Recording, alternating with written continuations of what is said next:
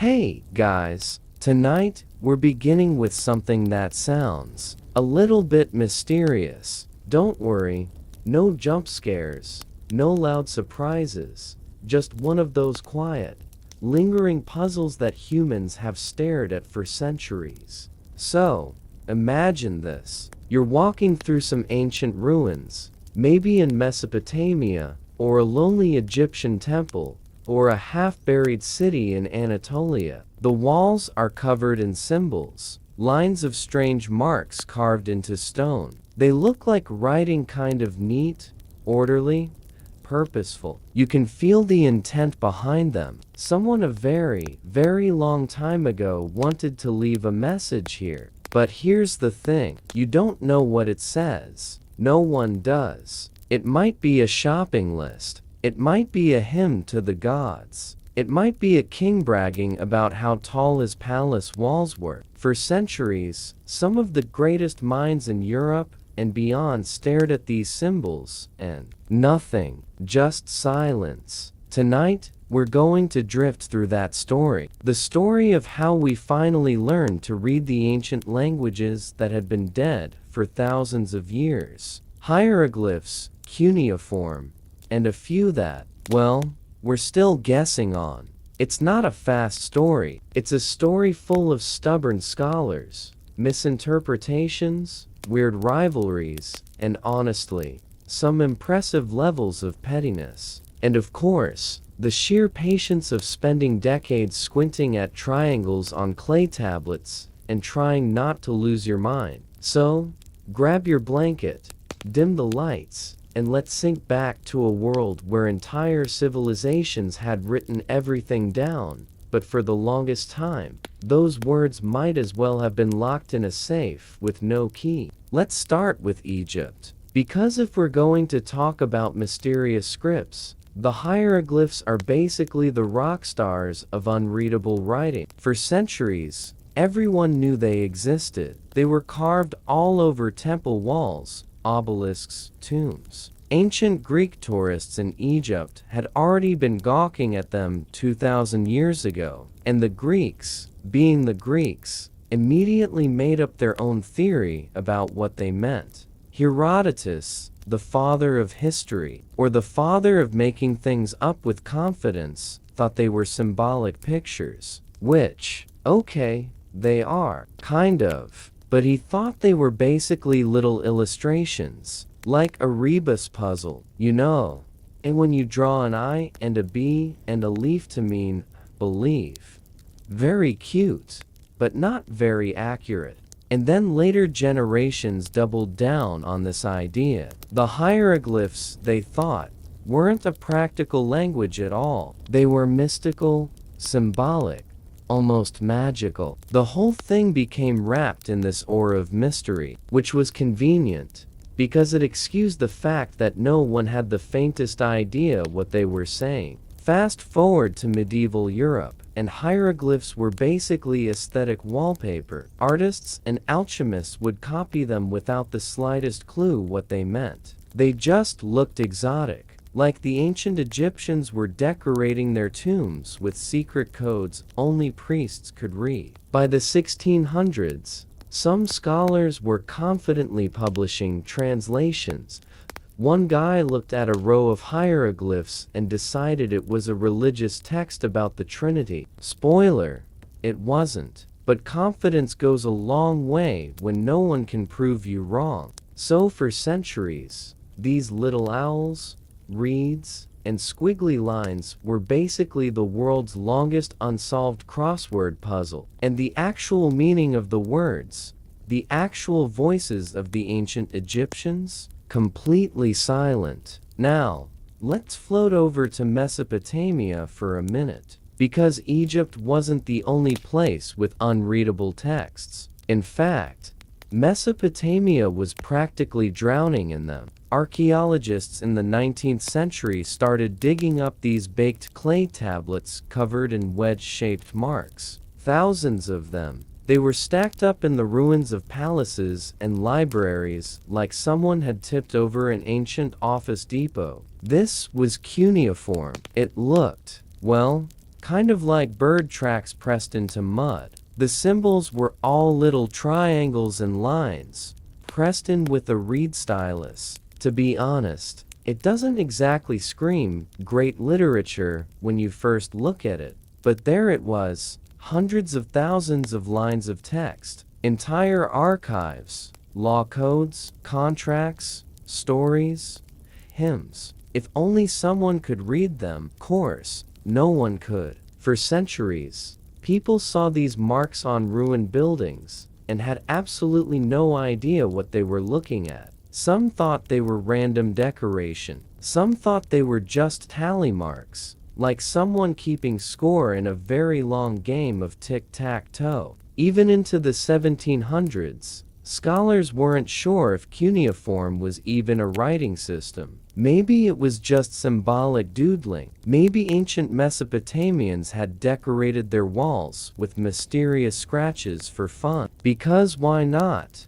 It took some very stubborn people staring at thousands of nearly identical clay tablets even begin to suspect that the marks were actual words. And honestly, who volunteers for that job? Imagine your whole career being squinting at wedges in dried mud. Some people collect stamps. These guys collected migraines. Now, here's the thing about cracking dead languages. You can't just figure it out by looking harder. You need a cheat sheet, a bilingual text, something that says, this word in language A equals that word in language B. Without that, you're basically playing Wheel of Fortune with no vowels and no clue if the answer is even English. For Egyptian hieroglyphs, the cheat sheet was the Rosetta Stone. You've probably heard of it, a big black slab carved in 196 BCE with the same text written 3 times, once in Greek,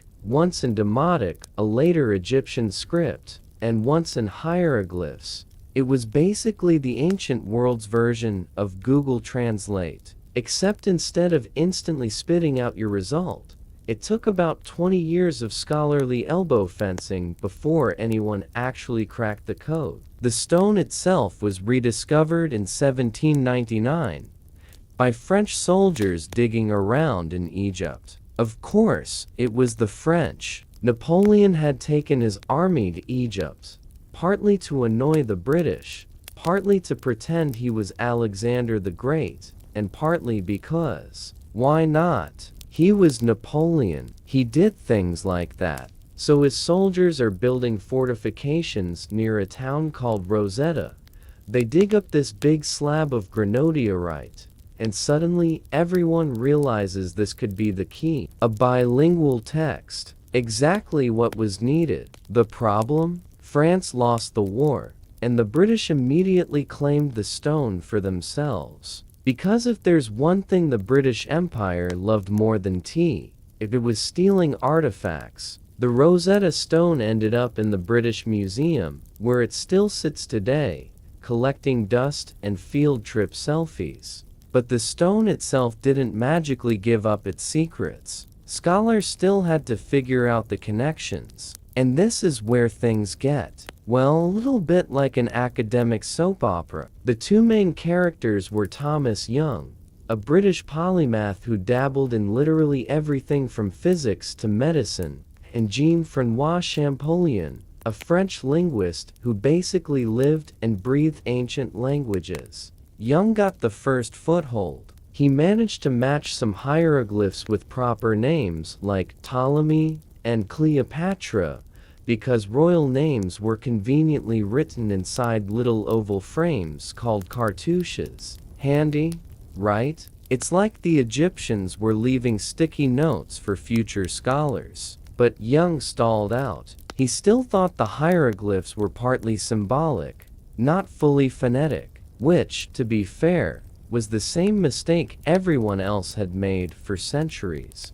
Then comes Champollion. He was this intense, brilliant, slightly obsessive guy. He started learning languages as a teenager and basically never stopped. By his 20s, he knew Coptic, which was the last stage of the Egyptian language before it went extinct. That turned out to be the key. In 1822, Champollion had his breakthrough. He realized the hieroglyphs weren't just symbols. They were sounds, actual phonetic writing. He matched them up with Coptic words, and suddenly, the whole system started to click. According to legend, when he made the final connection, he ran into his brother's office, shouted, "I've got it," in French, and collapsed unconscious on the floor. Which is, honestly, a pretty relatable academic mood. From that point on, hieroglyphs were no longer mute pictures. They were words, real sentences. Suddenly, scholars could read Egyptian temple walls, royal decrees, even casual graffiti. The ancient Egyptians had been talking the whole time. We'd just been very, very bad listeners. And that's where we'll leave it for now. A world where stone walls had been whispering stories for centuries.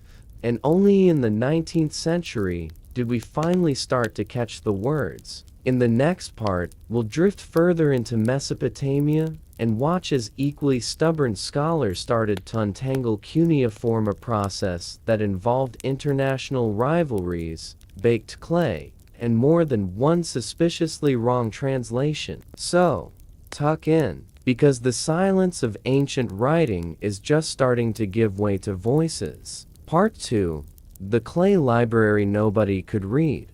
So, we've cracked hieroglyphs, thanks to a Frenchman fainting dramatically on the floor. But Egypt wasn't the only civilization that left behind a giant unreadable diary. Let's float east, over to Mesopotamia, the land between the rivers, the Tigris and Euphrates, where the ancient Sumerians, Babylonians, and Assyrians had all been very busy inventing the first writing system, cuneiform. Now, if you've ever seen it, you know what I mean when I say it looks like a flock of pigeons tap danced across wet clay. Tiny wedge-shaped marks, lined up in neat rows, pressed into tablets with a reed stylus. To the untrained eye, it doesn't exactly scream epic poetry or royal decrees.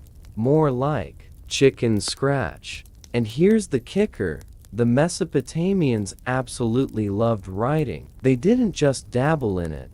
They went all in. Contracts, receipts, school exercises, hymns, myths, lists of sheep, mountains of clay tablets. The ancient kings of Assyria basically had hoarding problems when it came to texts. Their palaces doubled as archives, crammed floor to ceiling with tablets. When archaeologists started digging these up in the 19th century, they suddenly had literal libraries of unreadable text on their hands. And not just one or two. We're talking tens of thousands. Imagine finding the world's biggest bookstore, only to discover every single book is written in a language no one has understood for 2,000 years. That's where scholars stepped in, and predictably, things got messy. The first real hints came in the 1600s and 1700 seconds, when European travelers brought back inscriptions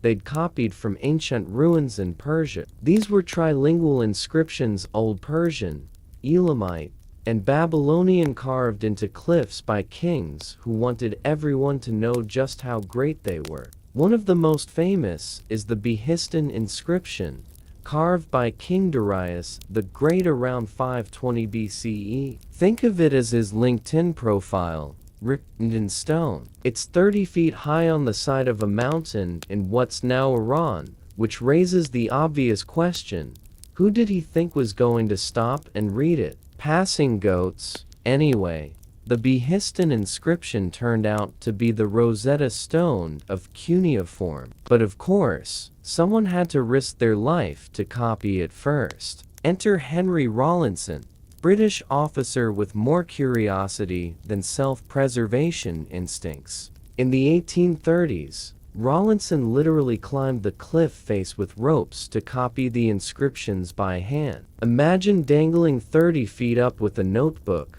trying to trace wedge-shaped marks in the rock, while your fellow soldiers are probably shouting, "You're insane," from below. But he did it. And once the text was copied, scholars could finally start comparing the languages. Old Persian turned out to be the easiest of the three. It was an alphabetic script with only about 40 signs, and scholars could match it up with known Persian names like Darius and Xerxes. Easy enough. But Babylonian cuneiform, that was a nightmare. Unlike Old Persian, which was basically a neat little phonetic system, Babylonian used hundreds of signs. Some stood for sounds, some for whole words, and some did whatever they felt like doing that day. It was like a writing system designed by committee, a very large, very confusing committee. And remember,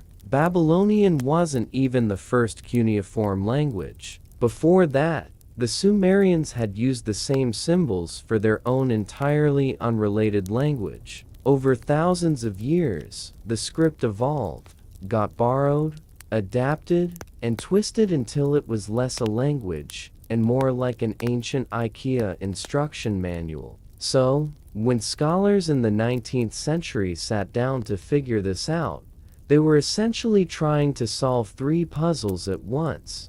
First, what did the symbols mean? Second, which language were they representing at any given time? And third, why did Mesopotamian scribes apparently enjoy making things unnecessarily complicated? This is where the scholarly rivalry started. The 1850s saw what became known, and I'm not making this up, as the Cuneiform Wars.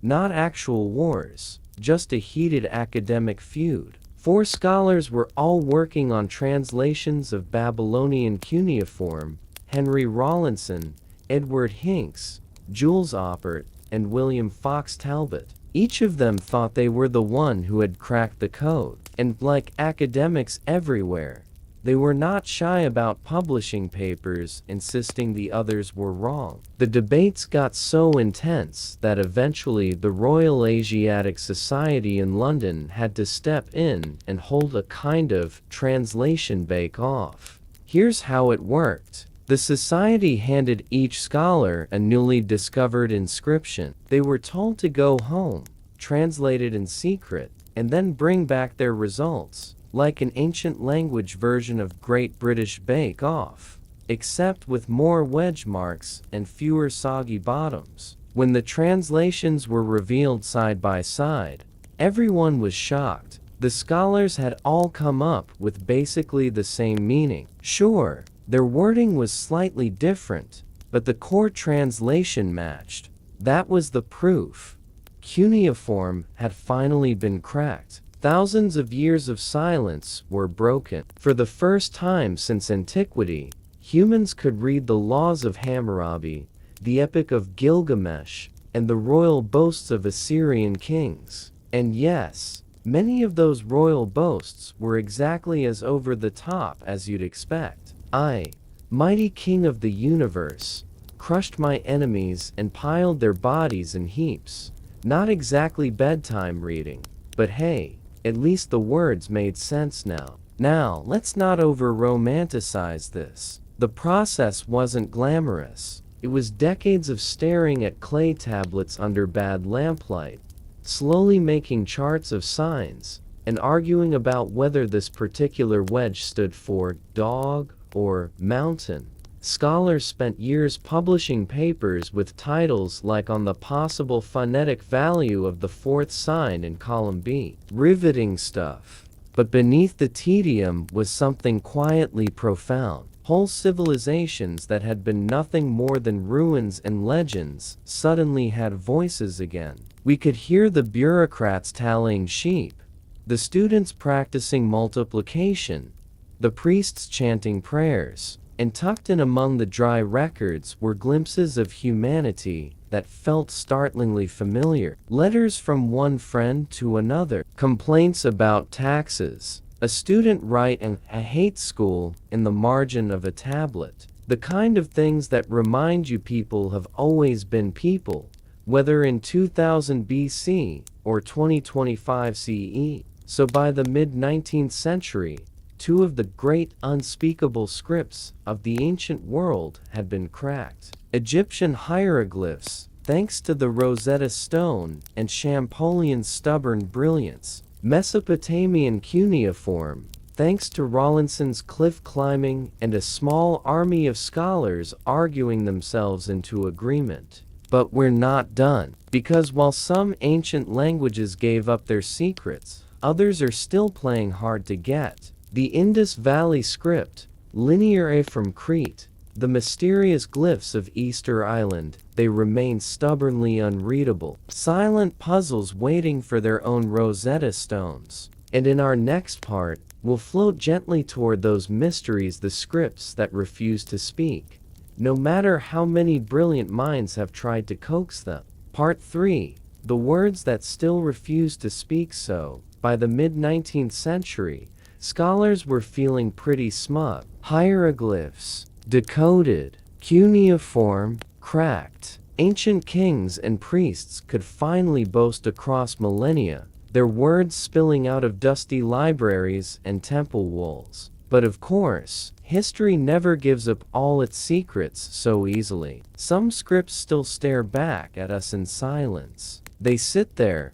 carved in stone or pressed into clay, whispering nothing at all. And despite centuries of effort, no one has managed to coax their meanings into the open. Let's drift over to one of the oldest of these stubborn mysteries, the Indus Valley script. The Indus Valley civilization thrived around 2500 BCE, long before most of the better-known empires. Their cities were surprisingly modern, gridded streets, indoor plumbing, public baths. They were doing urban planning while most of the world was still arguing about how to stack mud bricks without them falling over. And of course, they wrote things down on seals, little carved stones stamped with symbols. At first glance, these look kind of like a mix between hieroglyphs and doodles. Some are animals, bulls, elephants, unicorn-like creatures.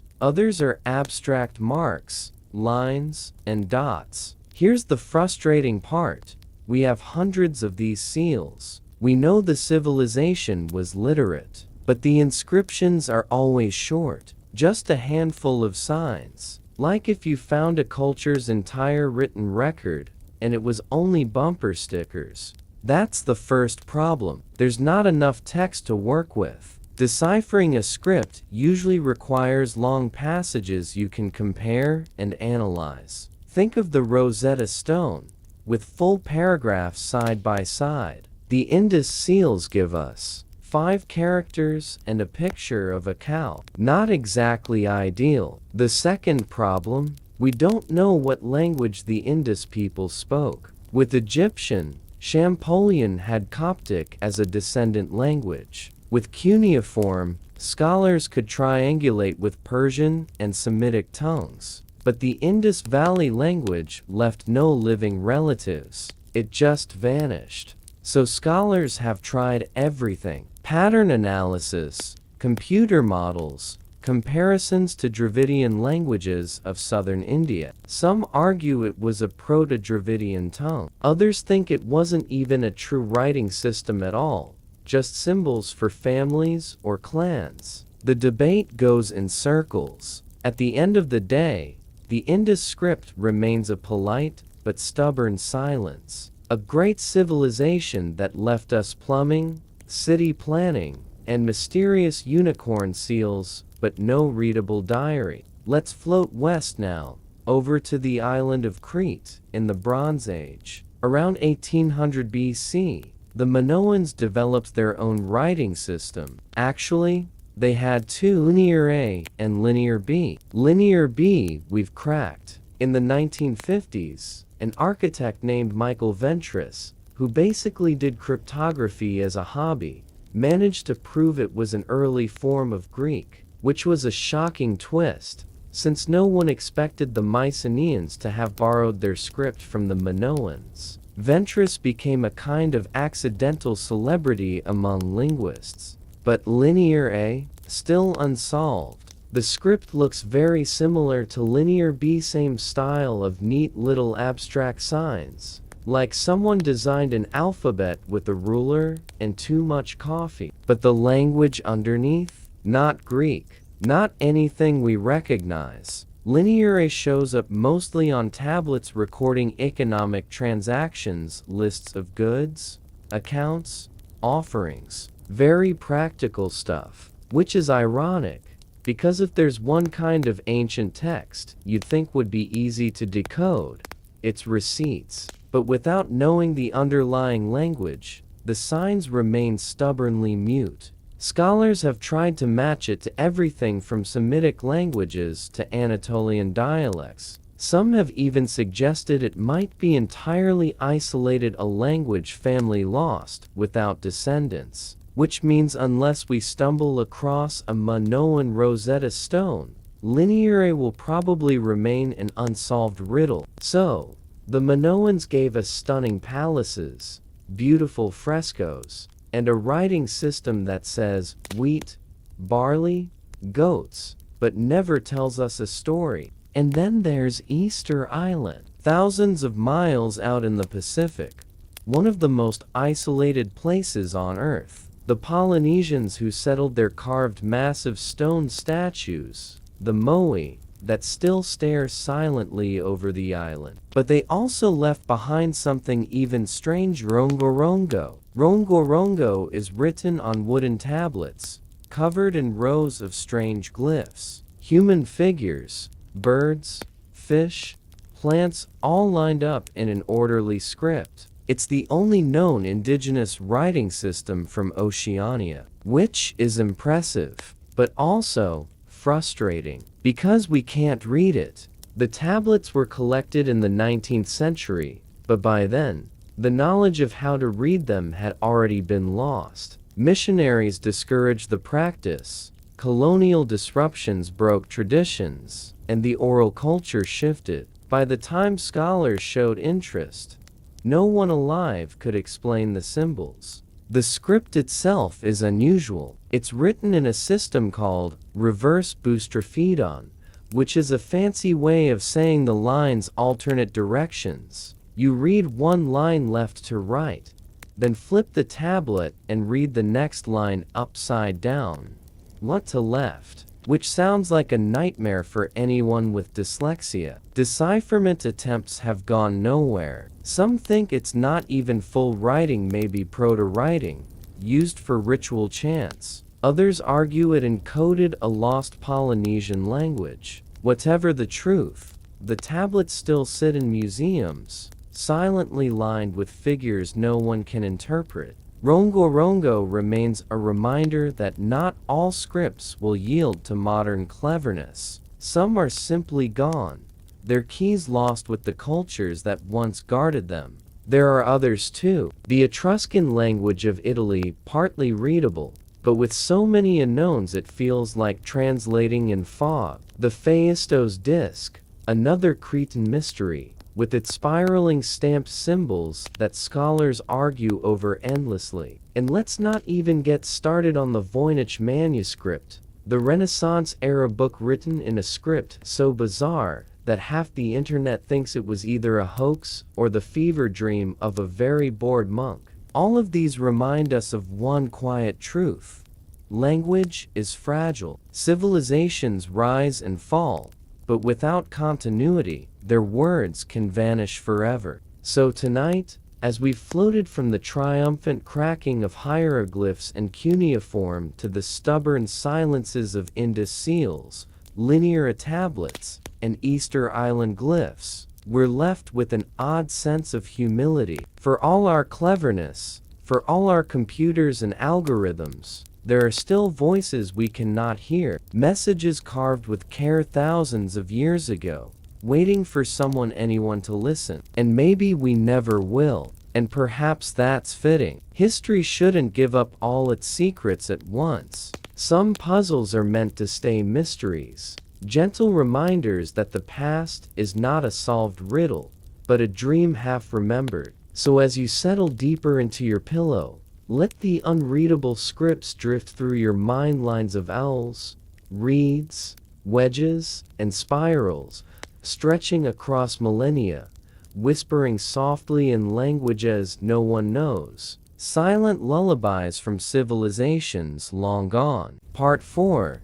The Men Who Talk to the Dead. So far, we've been gliding through scripts, Egypt's hieroglyphs, Mesopotamia's cuneiform, the stubborn silence of Indus seals, and linear tablets. But here's the thing, scripts don't really decode themselves. Behind every eureka moment was a very human figure, often brilliant, often obsessive, and more often than not, just a little tragic.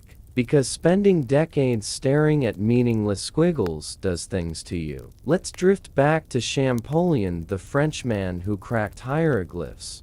Jean-François Champollion was basically a language prodigy from the start. By the time he was 16, he was fluent in Latin, Greek, Hebrew, Arabic, Syriac, and Coptic, which makes most teenagers or some look a little embarrassing. But it wasn't just raw talent. He was obsessive. From the moment he saw a copy of the Rosetta Stone in 1808, he decided this was going to be his life's work. He actually told his brother, "I will devote myself entirely to Egypt," which is a bold thing to announce as a teenager. Most kids that age are devoting themselves entirely to acne and bad haircuts. Champollion was also, to put it gently, a bit dramatic. When he finally made his breakthrough, realizing that hieroglyphs represented sounds and matching them to Coptic words, he burst into his brother's office,